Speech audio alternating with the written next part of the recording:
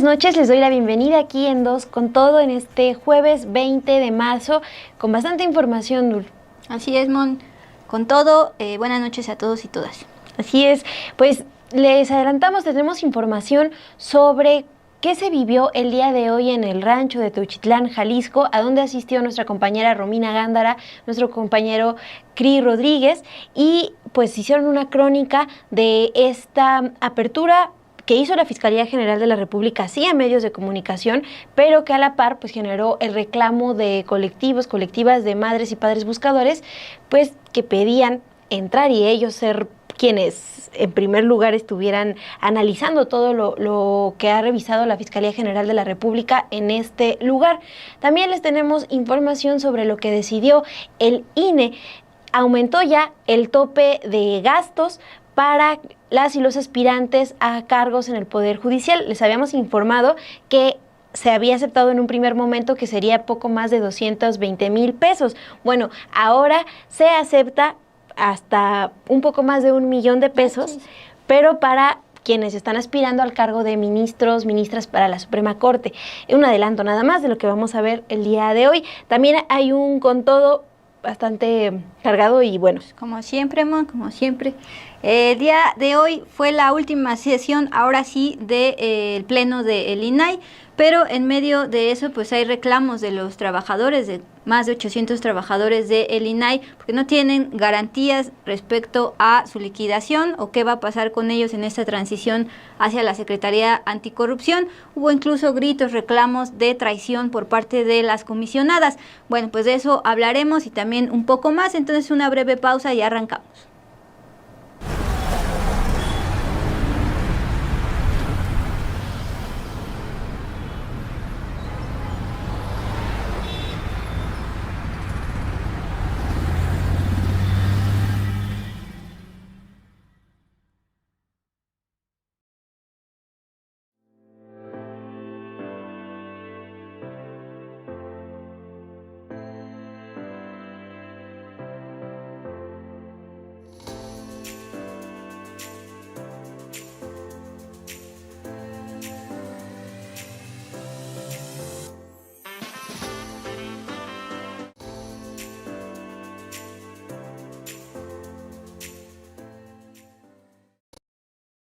Muy buenas noches, gracias por seguir aquí conectados, conectadas con nosotras en Dos con Todo. Vamos a arrancar con la información, ya les adelantaba un poco sobre esta decisión que toma hoy el Consejo General del Instituto Nacional Electoral al determinar los topes de gastos personales de campaña para las candidaturas que participarán en el proceso electoral del Poder Judicial de la Federación, el primer proceso electoral de este tipo que se realizará en México. Antes, el INE ya había aprobado un tope de 220,326 pesos para cubrir gastos personales, viáticos y traslados necesarios. Esto equivalía a unos 3,672 pesos diarios y era un límite que se había propuesto sin importar si competían para un cargo como jueces, para magistrados o para ministros. El INE argumentó el día de hoy que para elevar estos topes de campaña, estos topes de gastos personales, se utilizó como base el equivalente al límite de aportaciones en lo individual para una candidatura independiente a una diputación federal. También dijo que tomó en cuenta los distintos elementos que diferencian el tipo de elección. Por ejemplo, el territorio en el que abarcará estos comicios. Y es decir, por ejemplo, si serán una elección nacional o un circuito judicial, un distrito judicial. Lo que determina hoy el INE, después de que el Tribunal Electoral revocó el límite de 220,326 pesos para cada candidatura, es lo siguiente. Les vamos a mostrar una tabla en donde vemos los topes de gastos personales de campaña que quedaron autorizados. Para los que aspiren a la Suprema Corte de Justicia de la Nación como ministros y ministras, también para encabezar el Tribunal de Disciplina Judicial y la Sala Superior del Tribunal Electoral del Poder Judicial, tendrán un límite de 1,468,841 pesos con 33 centavos. Recuerden que estos recursos no podrán venir de fondos públicos o privados, es decir, deben ser costeados estos gastos solo con recursos propios. Para quienes aspiren a un puesto en la Sala Regional del Tribunal Electoral del Poder Judicial, el tope de gastos de campaña es de 881,304 pesos con 80 centavos. Para magistrados y magistradas del Tribunal Colegiado de Circuito y Apelación, tienen como límite 413,111 pesos. Mientras quienes aspiren a juzgados de distritos tienen un límite de 220,326 pesos, una cantidad pues muy parecida a la que originalmente había aprobado el INE. Esta decisión que toma el INE pues se hizo entre algunos cuestionamientos. Por ejemplo, los consejeros Arturo Castillo, Jaime Rivera y Claudia Zavala se manifestaron en contra de elevar estos topes. La consejera Claudia Zavala, por ejemplo, argumentó que estos topes son inalcanzables para la mayoría de las candidaturas, especialmente para quienes afrontan sus gastos personales y familiares, y esto pues dificultaría una inversión de recursos en sus campañas. Fue parte de lo que se comenta el día de hoy, y pues nada más recordarles que todo este dinero va a tener que va a salir únicamente de los recursos personales de las y los candidatos. Está prohibida el financiamiento de partidos políticos o de alguna otra institución privada. Así que al menos ya se decide hoy elevar este monto de gastos para campaña, Dul. Que son gastos individuales, y también dentro de las normativas del INE es que nadie puede ayudarlos a financiar, es decir, tiene que ser de sus bolsillos. Ana G., además de que decía que pues, se le hace muchísimo dinero, más de 1 millón de pesos para los que aspiran a ser ministros, magistrados del Tribunal de Disciplina, que se encargará de sancionar irregularidades, y también magistrados del Tribunal Electoral. Me parece interesante la observación de Raúl Hernández, hasta emoticones pone de ratita, una bolsita de dinero y el país de México. Esos gastos los tenía que hacer el Estado debido a que es un riesgo, y que caciques del PRI, el PAN y Movimiento de Ladrones van a meter sus fichas para beneficios y seguir, pues justamente entiendo es el INE el encargado de fiscalizar este tipo de gastos y evitar que lleguen financiamientos externos, además de los propios candidatos. Hay que recordar la fecha que empieza como tal la campaña. Hemos visto cuestionamientos porque ya algunos de los que habían salido sorteados para salir en las boletas ya habían empezado a publicar sus videos para presentarse ante la ciudadanía en redes sociales, algunos videos incluso bastante bien producidos. Pero como tal las campañas y no las pre-campañas que hemos estado viendo comenzarán el 30 de marzo ya, este mes, en unos días. Van a ser 60 días de estar escuchando las propuestas de estos candidatos para estos más de 800 cargos, para ministros, magistrados, jueces, y finalizará ese periodo el 28 de mayo. Entonces, pues ya hemos pasado aquí explicando desde un inicio, ya vamos en este proceso rumbo a las campañas, y hoy informas cuánto es lo máximo que pueden gastar. Sí, Dul, y para responder al comentario que nos dejan en el chat, sí, de que es mucho dinero para ciertas candidaturas. Bueno, hoy también, por ejemplo, el consejero electoral Jorge Montaño explicó que estos topes son un límite, no es una obligación que gasten todo ese dinero, pero pues estos recursos van a ser fiscalizados por el INE, independientemente de si los gastan todos o no, pues sí están obligados a explicar cómo usaron estos recursos.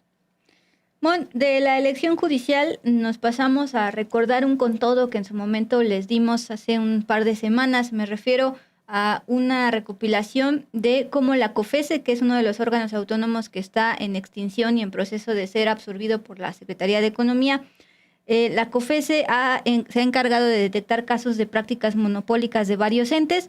Entre ellos detectó de bancos de 7, tanto nacionales como internacionales. En su momento les aplicó una multa millonaria, pero en el contodo les habíamos advertido que presentaron amparos ante el Poder Judicial para tratar de evitar esta multa.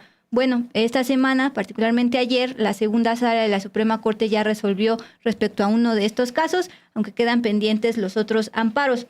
Bueno, en 2021 fue cuando el Pleno de la COFECE impuso multas por más de 35 millones de pesos a 7 bancos. Esto por prácticas monopólicas que realizaron entre 2010 y 2013 durante el gobierno de Calderón y Peña Nieto. Estos bancos, para evitar pagar esta multa, presentaron 15 amparos ante el Poder Judicial. Ayer fue miércoles, la segunda sala de la Suprema Corte rechazó este amparo de un banco en particular y determinó que la multa por 5.3 millones de pesos es correcta. Insisto, estamos hablando de 7 bancos, de 15 amparos. La segunda sala está resolviendo solo apenas el de un banco. En su momento, en enero de 2021, en un comunicado que veíamos en pantalla, la COFECE informó lo siguiente. Barclays Bank, Deutsche Bank, Santander, Banamex, Bank of America, BBVA, JP Morgan y además 11 personas físicas se coludieron en algunas operaciones de mercado secundario. ¿Para qué se coludieron? Incluso con chats dentro de chats pertenecientes a las mismas plataformas tecnológicas de los bancos, para manipular precios, establecer la obligación de no comercializar y o no adquirir ciertos valores gubernamentales en transacciones específicas, mismos que tuvieron un impacto directo sobre el precio de los instrumentos relacionados en estas transacciones en el mercado. Intercambiaron chats utilizando las plataformas tecnológicas de comunicación que contratan los bancos como herramientas de trabajo. Eso fue lo que detectó la COFECE, anunció la multa, pero presentaron estos 15 amparos. Uno de estos bancos impugnó la sanción alegando un cálculo erróneo.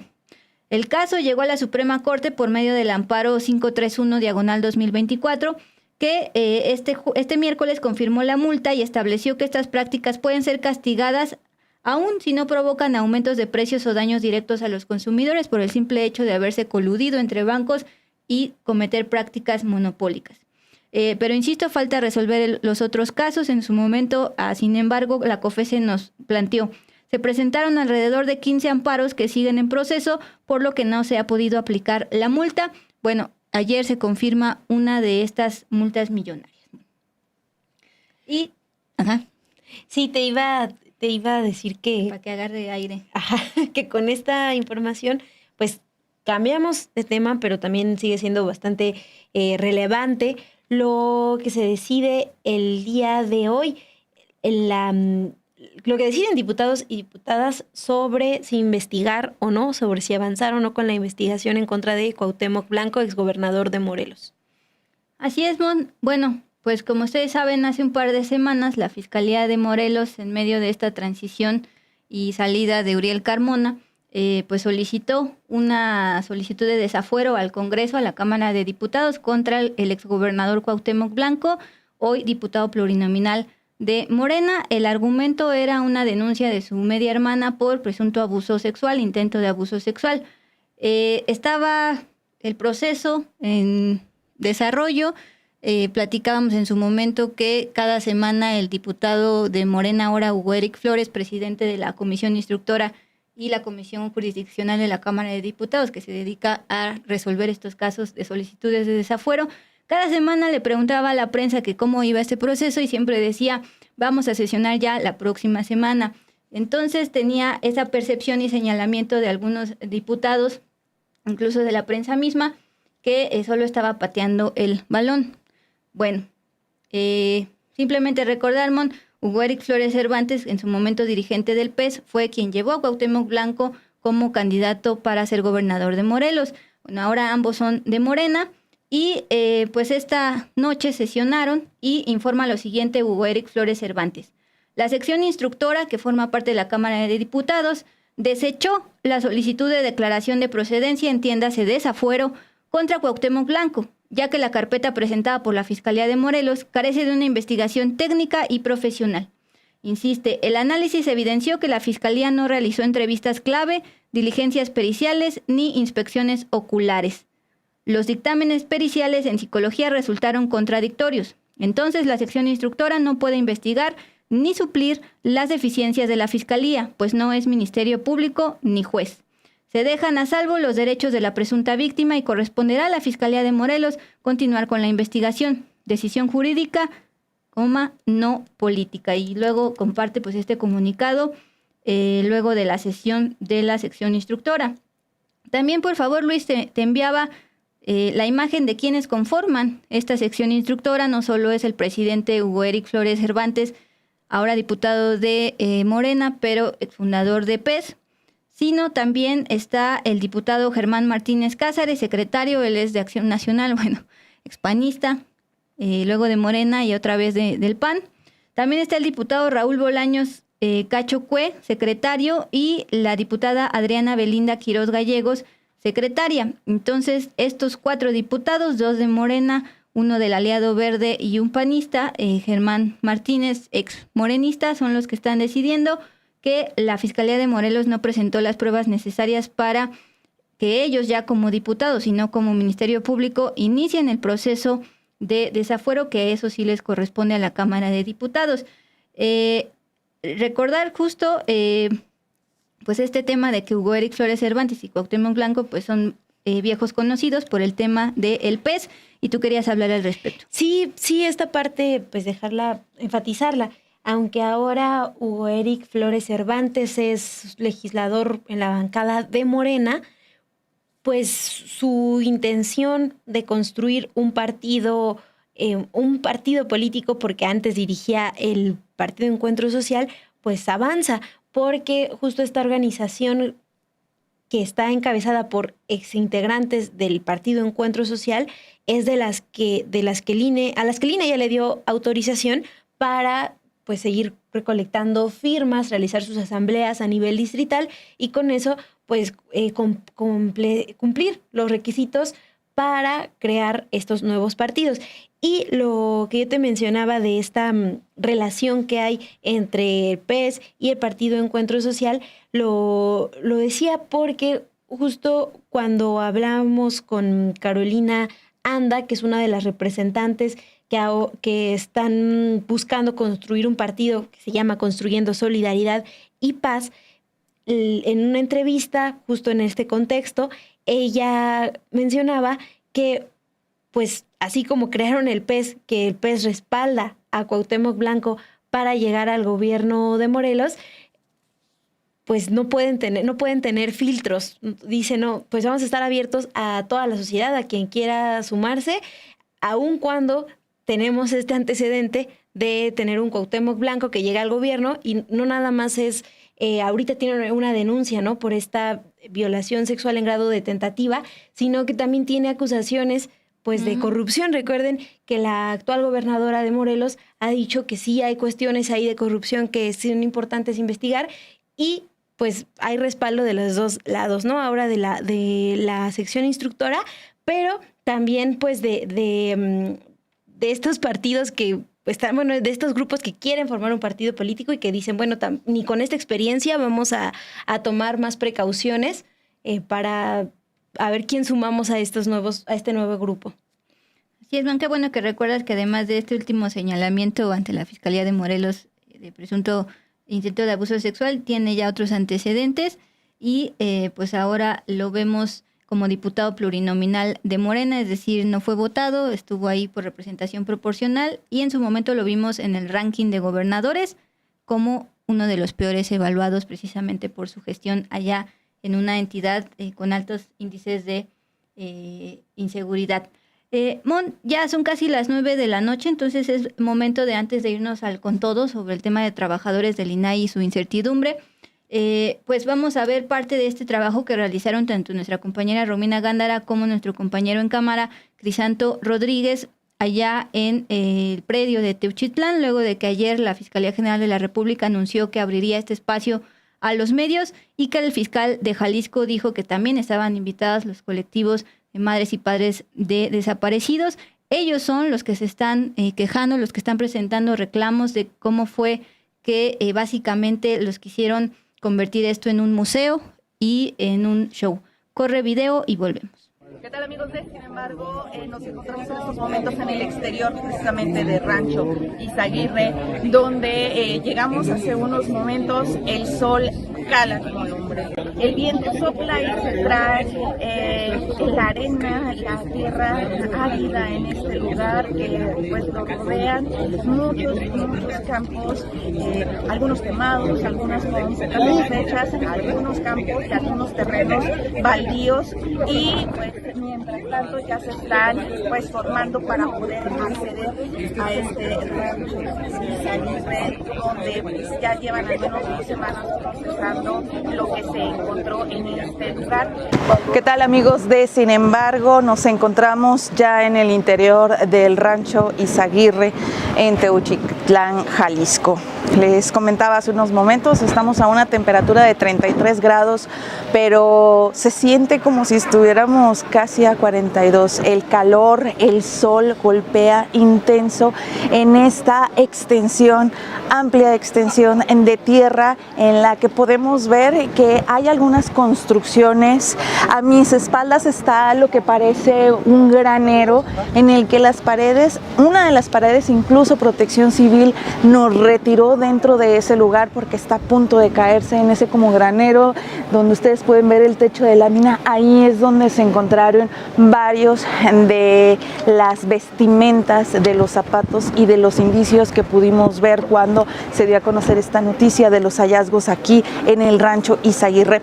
Otro punto en los que se encontró evidencia es precisamente en este inmueble que está a mi exterior, que es el único de 2 plantas, y precisamente en la planta de arriba es donde también se encontraron algunas camisetas y algunos indicios. Ya al fondo de esta extensión de tierra hay cerca de 8, lo que le llaman los buscadores y buscadoras, pozos, lugares en los que se ha escarbado más de 1 metro de profundidad buscando indicios.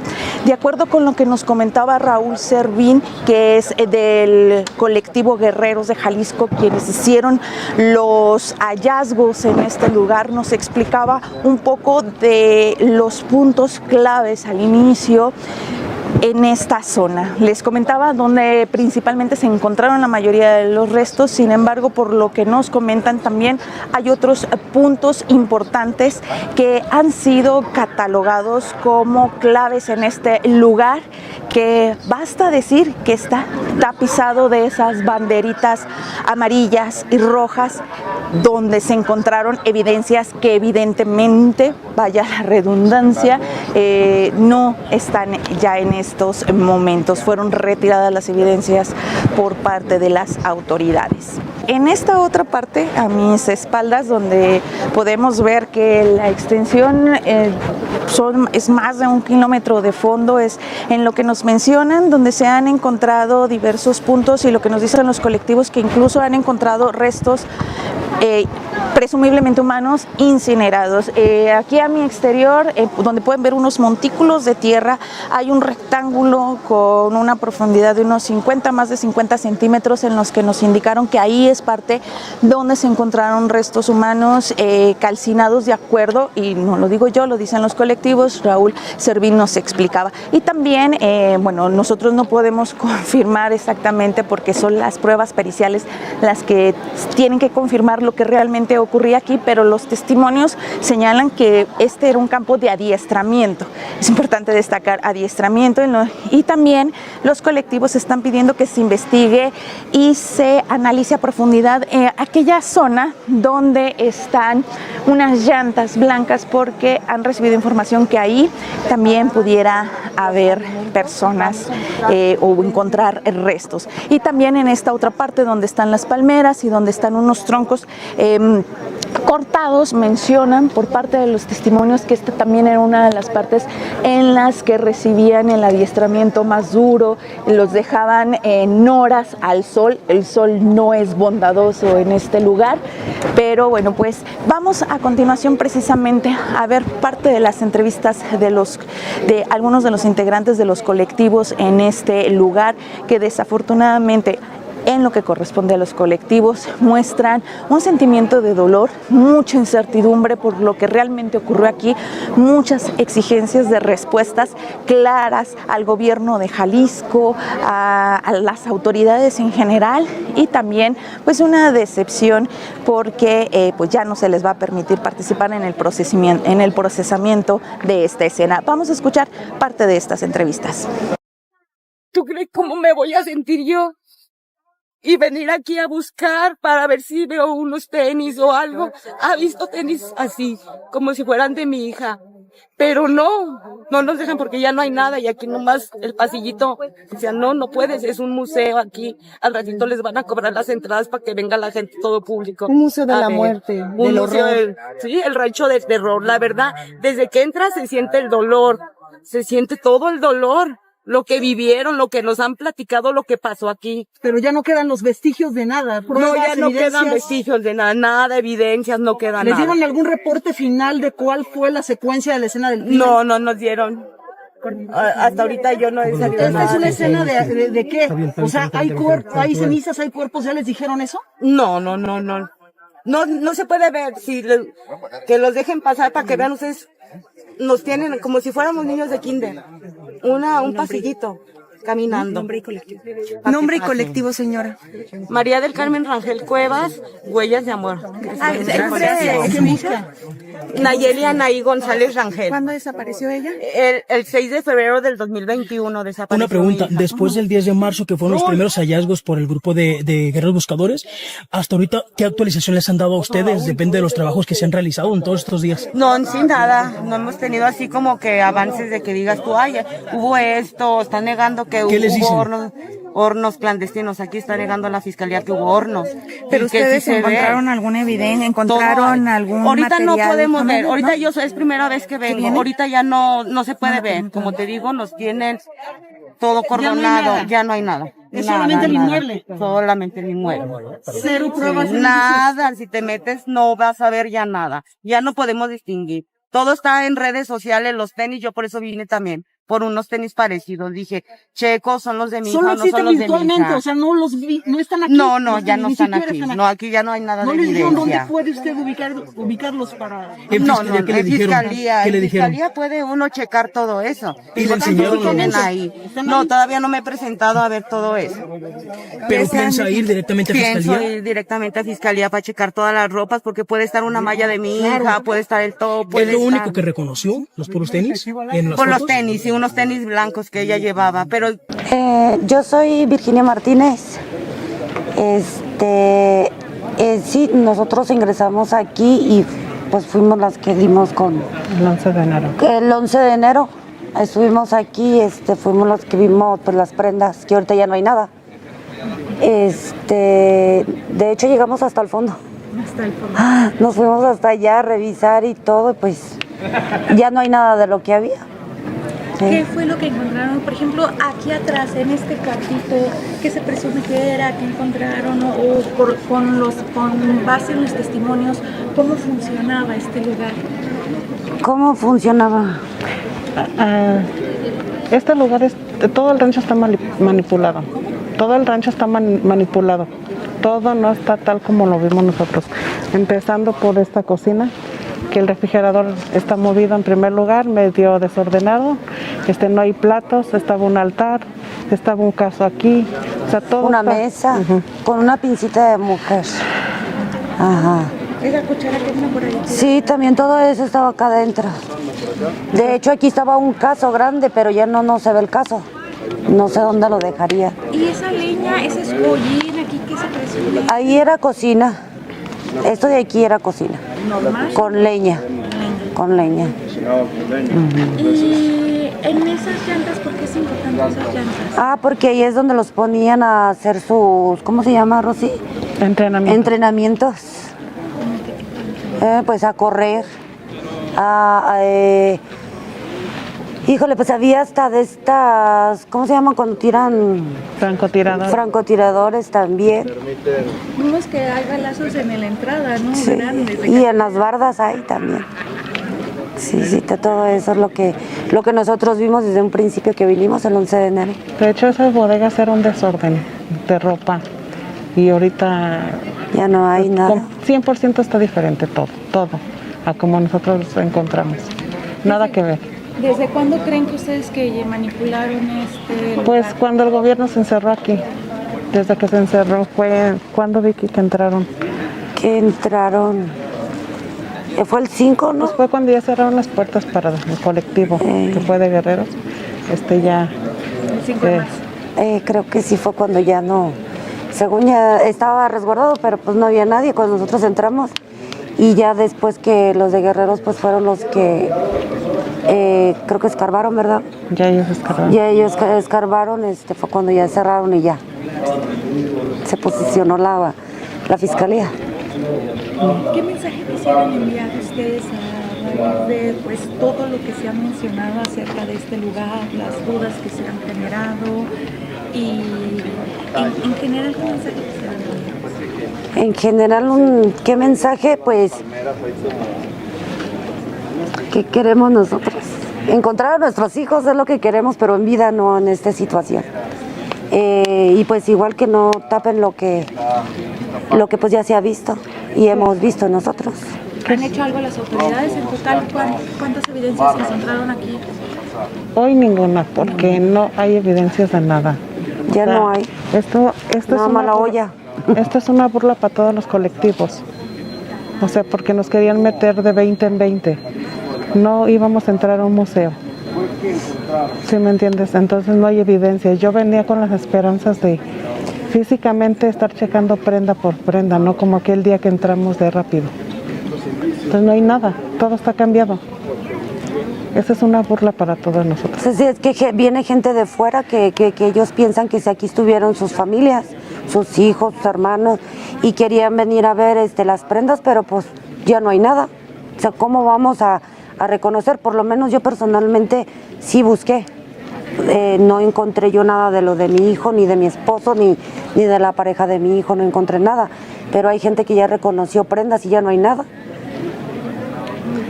Y en sí, en la plataforma, disculpa, no están subiendo ni la cuarta parte de lo que nosotros vimos. Nada. ¿El caso que mencionan ustedes o la cazuela que es lo único que hay? No hay, no ¿Es está el eso? caso. O sea, El caso no está, ni la mesa que estaba aquí.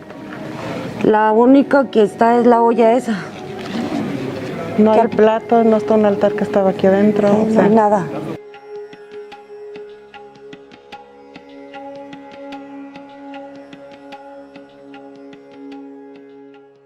Amigos, nos encontramos ya en el exterior del rancho Izaguirre, van a ser las 4 de la tarde, estamos saliendo de este lugar en el que evidentemente pues no encontramos las evidencias, ya era algo que se esperaba, que las autoridades ya se iban a llevar parte de las evidencias que aquí se encontraron. Todo o gran parte de este rancho está colocado con decenas y centenas de estas banderitas amarillas y rojas con la evidencia. Son 8 pozos de casi 1 metro de profundidad en los que se ha escarbado en el lugar y se encontró evidencia. Lo que pudimos percibir en este lugar es una gran molestia por parte de los colectivos de búsqueda. Muchas de las madres señalan que la escena ya no está igual. Ellas consideran que está manipulado, falta mucho de lo que encontraron y también hay molestia porque ya no les permiten procesar ni entrar o les permiten la entrada como estos tours turísticos de 10 en 10 o de 20 en 20 y por 10 o 15 minutos. Finalmente, pues en este lugar quedan muchísimas preguntas aún por resolverse con respecto a el tema, mientras que familiares de personas desaparecidas siguen llegando a este lugar con la esperanza de encontrar un poco de información que los lleve hacia el hallazgo de sus seres queridos. Ese es mi reporte para Sin Embargo al Aire. Crisanto Rodríguez en la cámara y aquí su servidora Romina Gándara. Muchas gracias.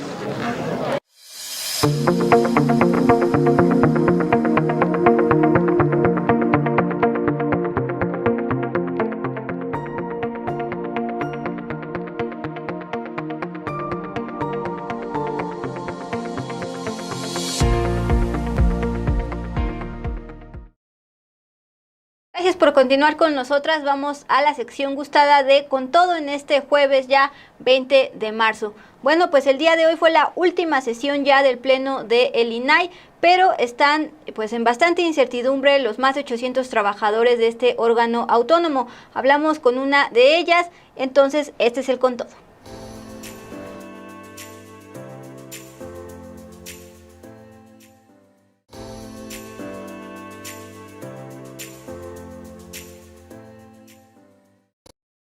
Bien, pues vamos con lo que está ocurriendo con los trabajadores de órganos autónomos que están en proceso de extinción luego de esta reforma constitucional aprobada hace unas semanas. Bueno, entre estos órganos autónomos, lo más mediático ha sido el INAI, ha sido cuestionado pues por sus gastos excesivos, por esta tarjeta corporativa, donde al final la Auditoría Superior de la Federación detectó pues gastos muy irregulares. También la red de moches, acuérdense que a estos trabajadores pues desde el INAI se les pedía un porcentaje de su salario, conocido como moche, y además bastantes casos de nepotismo que fueron documentados en la última entrega de la Auditoría Superior de la Federación. Bueno, en ese marco también tenemos, actualmente hay incertidumbre de los trabajadores y señalamientos de traición de estos trabajadores a las comisionadas. Bueno, esta semana, particularmente ya mañana, la secretaria de Anticorrupción, Raquel Buenrostro, va a acudir justamente con estos trabajadores para comenzar esta mesa de transición. Esta semana fue un grupo de trabajadores del INAI que han estado protestando. Primero el martes fue dentro de las instalaciones del INAI, del edificio, y en pantalla estamos viendo las del día de ayer, ya afuera de la sede, bloqueando en un inicio la avenida Insurgentes Sur, impidiendo el paso, por ejemplo, del Metrobús, entonces realmente haciendo una manifestación, lo cual derivó en la llegada de elementos de la policía. En medio de estas protestas han sido públicas las diferencias entre el comisionado presidente Adrián Alcalá y las comisionadas Julieta del Río, Blanca Lilia Ibarra y Josefina Román, lo cual obstaculizó aún más este avance en un acuerdo para garantizar los derechos laborales de los más de 800 trabajadores.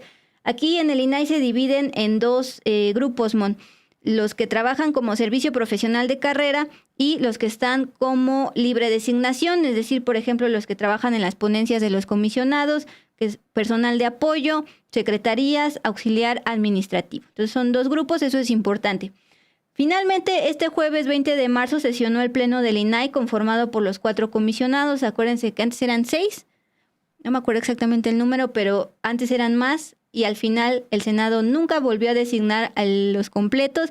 Bueno, eran 4 con claras divisiones. Hoy se volvió a ver esta división, a pesar de que estaban sesionando no solo públicamente en transmisión, sino en presencia de algunos de estos grupos de trabajadores que están exigiendo pues lo básico, es decir, sus derechos laborales. Bueno, ya en esta sesión se llegó al bendito acuerdo y por unanimidad se va a ofrecer esto. Les decía que era importante detectar los 2 bloques. Al personal profesional de carrera, que son más de 400 trabajadores, se le va a dar una compensación de al menos 90 días, más vacaciones pagadas. Esto ya es una bolsita de 96 millones de pesos que ya está contemplado en el capítulo 1000 del INAI, es decir, al inicio se decía que no se podía liquidar porque no había una etiqueta para esto en el presupuesto aprobado por Hacienda y por diputados, propuesto por Hacienda y aprobado por diputados, pero ahí está el capítulo 1000. Entonces, esa fue la modificación que hicieron y está totalmente en regla eso. Eso para los 400 trabajadores de servicio de carrera, pero todavía están en el limbo 300 trabajadores que están en el área de libre designación. Ellos van a ser los que se van a reunir mañana apoyados por los otros trabajadores en una mesa de transición con la secretaria de Anticorrupción, Raquel Buenrostro. Mira, una muestra de esta división entre comisionados se vio hoy en la sesión y luego de ver esta pelea interna, vamos a escuchar al comisionado presidente Adrián Alcalá explicar como tal a qué acuerdo se llegó, el cual fue votado por unanimidad, aunque él mismo dijo que no estaba de acuerdo que se dejara fuera a los de la categoría de libre designación. Escuchemos. O sea, es que las comisionadas están, yo diría que por transparencia se pudiera dar lectura, pero como este es un mayoría, es un colegiado, no, que es un colegiado, quiere votar primero, es lo que estoy diciendo. Estamos diciendo que en tanto localiza el documento, se lleve a cabo la votación. Pero... Sí. Por favor, si procede a la votación, por favor, secretaria técnica. ¿No? Ok. O sea, es que hay dos posturas aquí. A ver, una moción de orden nada más. Se solicitó que se diera lectura a las partes considerativas y a los puntos resolutivos. Sí. Si no tiene inconveniente. Adelante, gracias. En seguimiento a nuestra sesión del Pleno del día martes 18 de marzo de este año, en donde discutimos y sometimos a votación un nuevo propuesta de acuerdo para el pago de una compensación económica para todas las personas servidoras públicas, sin distinción del tipo de plaza que ocupen, ya sea de servicio profesional de carrera o personal de libre designación, así como tampoco de su antigüedad, que decidieran de una manera voluntaria concluir sus servicios en el instituto y que fue votado en contra por la mayoría. Así son los colegiados. Hoy nuevamente nos reunimos esta mañana después de una intensa jornada del día de ayer, miércoles 19 de marzo del año en curso, en donde la comunidad de INAI se manifestó de una manera libre, abierta, pacífica, expresando sus legítimas inquietudes y preocupaciones en el marco de una protesta pacífica, para someter a discusión y votación una nueva propuesta de acuerdo que entiendo cuenta con el aval de la Secretaría de Anticorrupción y Buen Gobierno.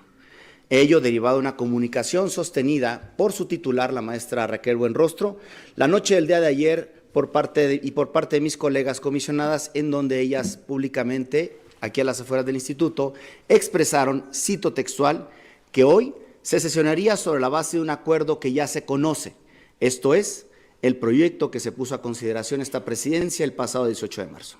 Sin duda, celebro que exista voluntad para poder tener esta sesión. No obstante, cabe precisar que este acuerdo solamente beneficia al personal del servicio profesional de carrera, es decir, queda pendiente la salvaguarda de los derechos laborales del personal de libre designación, alrededor de 315 personas que igualmente han entregado parte de su vida profesional a la defensa de los derechos humanos y de acceso a la información y de protección de datos personales.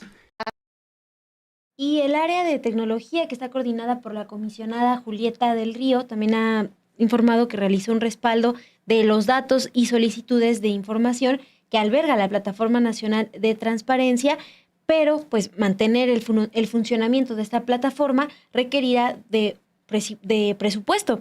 Todavía no queda claro qué va a pasar con eso. Sobre este acuerdo de qué trabajadores recibirán una compensación, hoy, por ejemplo, en entrevista para Milenio, el comisionado presidente del INAI, Adrián Alcalá, fue cuestionado si no se pensó en un procedimiento para extinguir el instituto y liquidar a los trabajadores como se debería. Lo que él dijo fue que no se contempló. Esta es textual lo que planteó el comisionado. No se contempló. El artículo 5º transitorio de la ley establece que los derechos laborales sean respetados en términos de la ley y que todos los trabajadores con que cuente el instituto pasarán a formar parte de la Secretaría Anticorrupción. Sin embargo, nosotros desde la presidencia lo propusimos, hicimos esta propuesta. Hoy se pretende autorizar una compensación económica a los trabajadores de servicio profesional de carrera. No nos dieron un presupuesto etiquetado para la liquidación, sencillamente nos aprobaron el presupuesto de 500 millones de pesos, pero no nos dieron presupuesto etiquetado para la liquidación. Eso es lo que defendía hasta esta tarde el comisionado Adrián Alcalá. Pero ante esta respuesta, durante esta semana, específicamente el 18 de marzo, en el contexto de estas protestas que realizaron trabajadores y trabajadoras del instituto, se escuchó, por ejemplo, el 18 de marzo, cuando arranca esta última sesión del Pleno del Instituto, el testimonio de María Guadalupe Rodríguez, una trabajadora con 10 años de antigüedad en este instituto. Ella dijo que es consciente de que no podían darles una liquidación porque así quedó decidido, pero estaba apelando a que los comisionados cambiaran de decisión porque por los años trabajados, según planteó María Guadalupe Rodríguez, nos merecemos una compensación o un reconocimiento a todos estos años de servicio. ¿Por qué no considerar un bono equitativo para todos? Eso es lo que planteó desde el 18 de marzo, cuando inicia esta última sesión del Pleno del Instituto. Además, Perdón, man, es que me da risa que se diga la última sesión desde el martes, porque se inició desde el martes, pero con tantas protestas se suspendía y hasta hoy a las 3 de la tarde fue que se terminó la última sesión del INAI. Así es, sí hubo ahí pausas, por eso es que hemos hablado durante esta semana de esta última sesión. Gracias por aclararlo. Y también les hablábamos de los reclamos a las comisionadas, justo al término de esta última sesión. Y, por ejemplo, hay imágenes de los compañeros de la prensa que estuvieron documentando el momento en el que salen las comisionadas. Y tenemos, por ejemplo, que cuando salen del edificio del Instituto Nacional de Acceso a la Información, varios trabajadores encararon a las comisionadas Blanca Lilia Ibarra y también Julieta del Río entre gritos de traidoras. Y también les gritaban, por ejemplo, qué bueno que se van, les gritaban cobardes. Lo que les reclamaron es que los dejan sin certeza de un pago final al personal de libre designación, como explicabas, estas diferencias de los trabajadores. Y particularmente un hombre que dijo ser trabajador encaró a la comisionada Julieta del Río y le dijo lo siguiente: qué vergüenza, Julieta, y te lo digo como trabajador, peleamos todos como una familia, todos fuimos una familia y tú a noticieros decías muchas cosas, aquí estamos, la mitad estamos solos. Esto en referencia al personal de libre designación que todavía no tiene claro qué va a pasar, si recibirán o no una compensación por estos años trabajados en el instituto. Y justamente tuvimos oportunidad de hablar con una de estas trabajadoras de esta área de libre designación que, como ella dijo, siguen cojeando, y mañana van a tener la oportunidad de hablar con la secretaria anticorrupción Raquel Buenrostro para ver cuál va a ser su destino. Que recordemos que la liquidación, que ahora están llamando como compensación, pues es un derecho laboral. Vamos a escuchar lo que nos dijo sobre qué piensan, cómo reciben este acuerdo que se aprobó por unanimidad en esta última sesión. Hace unos minutos, en sesión de pleno, se aprobó un acuerdo en beneficio de los trabajadores que pertenecen al servicio profesional de carrera. Sin embargo, las personas que pertenecemos a la libre designación estamos cojeando, ¿no? Por así decirlo. Se nos dijo también que el día de mañana la secretaria Buenrostro va a ir al INAI a atendernos.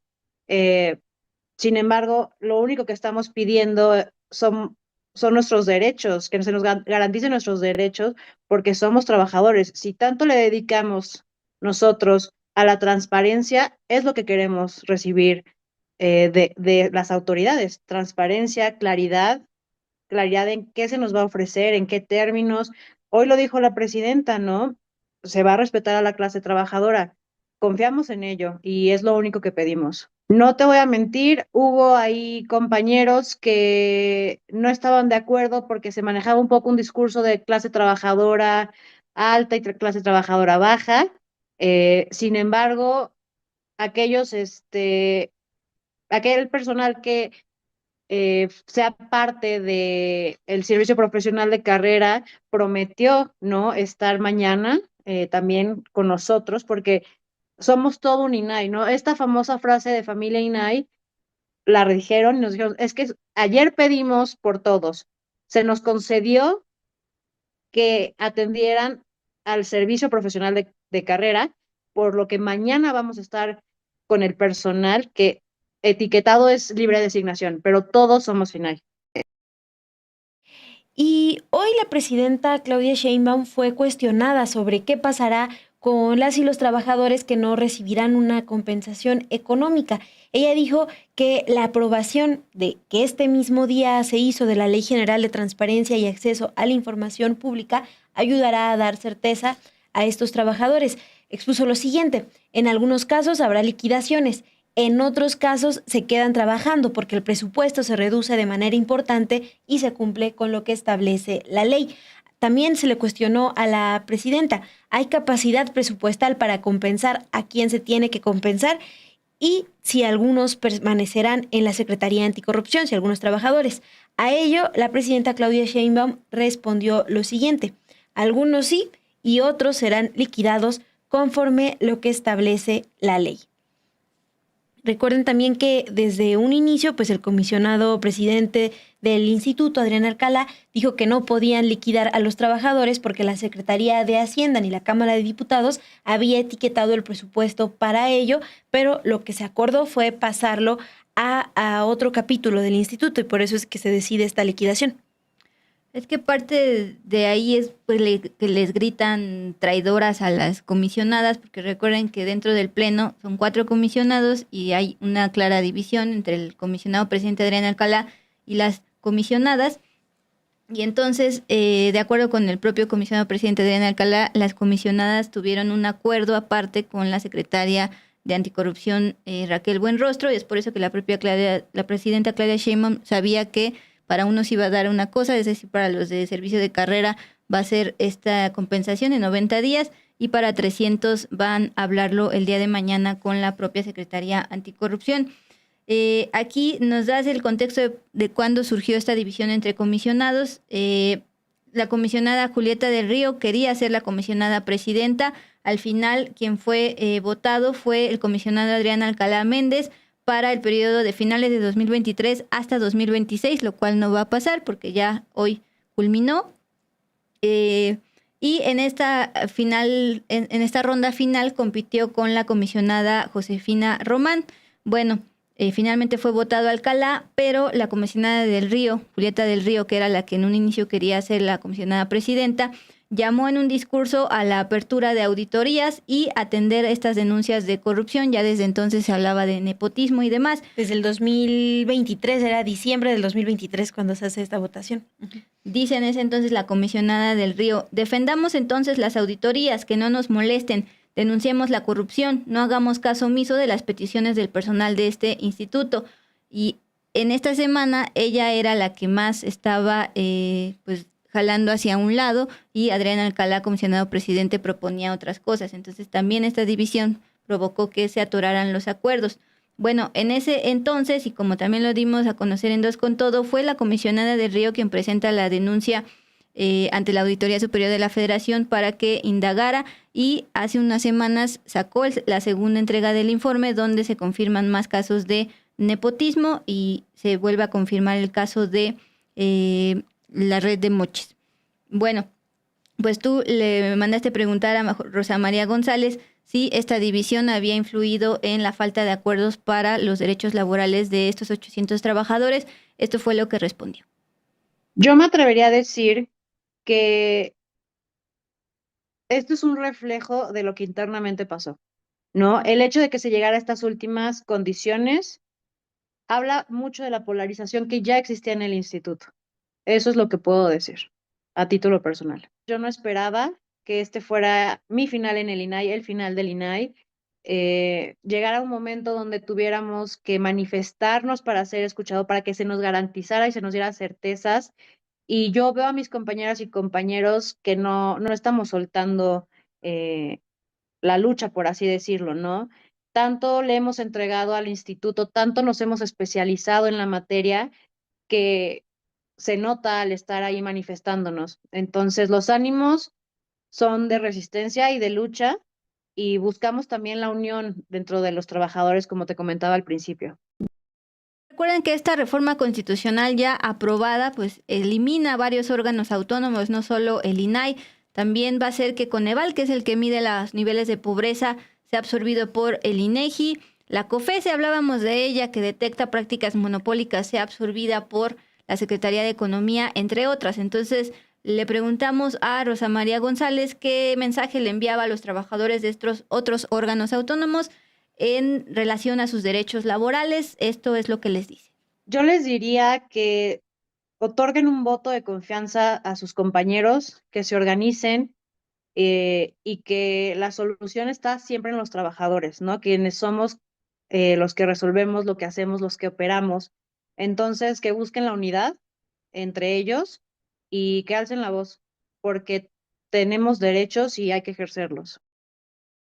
Y les decíamos que hoy la Cámara de Diputados aprobó en lo general una serie de leyes secundarias para que la Secretaría Anticorrupción y de Buen Gobierno se haga cargo de este derecho de acceso a la información pública y la protección de datos personales. Fue aprobada Fue aprobado esto en la Cámara de Diputados con 321 votos a favor, 125 en contra y 0 abstenciones. Lo que se aprobó deriva de una iniciativa que fue presentada por la presidenta para expedir las leyes generales de transparencia y acceso a la información y de protección de datos personales en posesión de sujetos obligados. ¿Esto qué establece, Edul? Bueno, entre otras cosas, que será la Secretaría Anticorrupción la que se encargue de administrar, por ejemplo, cómo va a funcionar la Plataforma Nacional de Transparencia, gestionar estos medios de impugnación, y pues ya con esto se confirma la extinción del Instituto Nacional de Acceso a la Información y de Transparencia.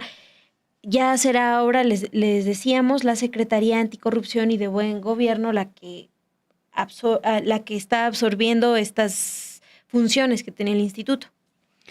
Para concluir, Mon, porque no estoy de acuerdo con los del chat, porque hay una clara diferencia. Están diciendo, Raúl Hernández, con todo el dinero que robaron de los impuestos de millones de mexicanos que trabajan arduamente para que estos malvivientes tuvieran vida, de reyes aún quieren más. Y pone unas emoticones de ratitas y otra vez los bolsitas de dinero. Gerardo Meléndez, todos estos años recibieron dinero sin trabajar mucho y todavía quieren más, ya se volvieron adictos al dinero fácil. Ojo, hay que hacer una gran diferencia entre la base trabajadora de 800, tanto de servicio de carrera como los de libre designación, y los comisionados, que en estos momentos ya solo eran 4. Esos comisionados eran los que se iban de comisiones a viajes a otros países con la famosa tarjeta American Express, donde hubo bastantes irregularidades. Esos comisionados son no los que están actualmente, pero sí los que estaban encabezando esta red de moches a estos otros trabajadores víctimas de esta red de moches. Y también, eso sí hay que decirlo, muchos de estos trabajadores estaban por el famoso nepotismo, es decir, eran contratados por sus propios familiares. Pero tampoco hay que olvidar que estamos hablando de liquidación, y la liquidación, más allá de ideas políticas, es un derecho laboral. Entonces ahí está la respuesta y nos vamos rápido, Mon. Sí, nos vamos con nada más. Es que sí quería agregar que además de esta división, ¿no? Pues de los trabajadores de base y los comisionados, también lo que informa hoy el comisionado Adrián Alcalá de qué va a pasar con ellos ahora que pues ya se extingue. Que ya fue. Ahora sí ya fue la última sesión. Para que lo tengan ahí pendiente, porque seguiremos hablando de ellos. Él planteaba, el comisionado Adrián Alcalá, que van a concluir su mandato, pero también van a formar parte de un comité de transferencia. No saben todavía cuáles son las responsabilidades que tendrá este comité al que él va a pertenecer, al igual que las otras comisionadas. Pero pues sí va a tener una vigencia de 30 días naturales. No saben en dónde van a despachar, qué facultades van a tener, más allá de si hay retribución o no, es decir, si van a estar siendo compensados económicamente, pero no saben ni las facultades que van a tener, solo que sí van a seguir operando en este comité de transferencia que va a durar, él expuso, 30 días naturales. Entonces, sí hacer esta diferencia de los trabajadores de base con todavía las responsabilidades que tienen los comisionados. Gracias, Mon. Y ahora sí, para irnos al cierre, hablemos de aerolíneas. El día de hoy pues hubo un bloqueo masivo de los trabajadores de la CENTE en el aeropuerto aquí internacional de la Ciudad de México, pero hablemos de aerolíneas canadienses que están respondiendo como empresa a las medidas de Donald Trump. Así es, Dula, ante estas amenazas del presidente estadounidense Donald Trump de imponer aranceles a productos canadienses. Bueno, en ese país varias aerolíneas están respondiendo, reduciendo y hasta cancelando algunos vuelos con destino hacia algunas ciudades estadounidenses. Esta es información de Evaristo Lara del diario La Opinión. Plantean que además de los abucheos del himno nacional estadounidense que se registran durante algunos juegos de la Liga Nacional de Hockey y de la Asociación Nacional de Baloncesto de la NBA, así como el retiro de varios supermercados canadienses de productos elaborados en Estados Unidos, a eso se suma el plan, por ejemplo, de Flair Airlines, una aerolínea de bajo costo con sede en Canadá, y lo que está planteando es que cancelará sus vuelos, por ejemplo, a Tennessee, esto debido al descenso de canadienses interesados en viajar a Estados Unidos. También la agencia de viajes Flight Centre Travel Group Canada dio a conocer que durante el mes pasado las reservas de viajes de placer a ciudades estadounidenses bajaron un 40%. Durante una reunión del Comité de Finanzas, Medios y Arbitrios de la Cámara de Representantes de Tennessee, Mark Estell, comisionado del Departamento de Desarrollo Turístico en esa entidad, reconoció que se avecina un descenso de turistas procedentes de Canadá. A partir de este mes, Air Canada también reducirá sus vuelos a destinos como Arizona, Florida y Las Vegas. También WestJet, la segunda aerolínea más grande de Canadá con sede en Alberta, informó que los canadienses estaban cambiando sus vuelos reservados y en lugar de pensar visitar Estados Unidos, ahora están eligiendo destinos en México y en el Caribe. Sí, andan como con su movimiento muy patriota contra Donald Trump. Y Mon, para despedirnos, no me quiero ir sin dar esta nota, por favor. A ver si nos puede ayudar Luis para proyectar este operativo, sí decían muy local en la alcaldía Cuauhtémoc, pero una zona muy conocida precisamente por la venta de autopartes, de robo y luego venta de autopartes.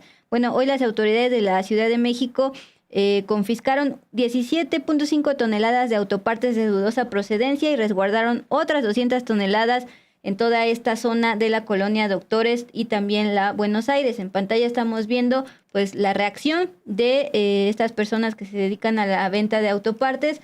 Bloquearon Eje Central e incluso utilizaron pues llantas incendiadas para bloquear esta vía como forma de protesta. Aún así, la Secretaría de Seguridad de la Ciudad de México contesta: no retrocederemos en el combate al robo de autopartes y vehículos y daremos seguimiento y detendremos a quienes cometan estos delitos y actúan en contra de la construcción de paz en la ciudad. Mon, si te parece, con eso nos despedimos. Ya mañana es viernes, gracias al Señor. Son las 9:40, tiempo del centro de México. Gracias a Ilse García en producción, aquí a Luis Mata en operaciones y a Ana de la Torre en diseño. Sí, Dul. Gracias también a ustedes por dejarnos sus comentarios, sus likes, por compartir esta información. Y pues con eso nos despedimos, Dul. Que estén muy bien, disfruten su noche y ya mañana es viernes.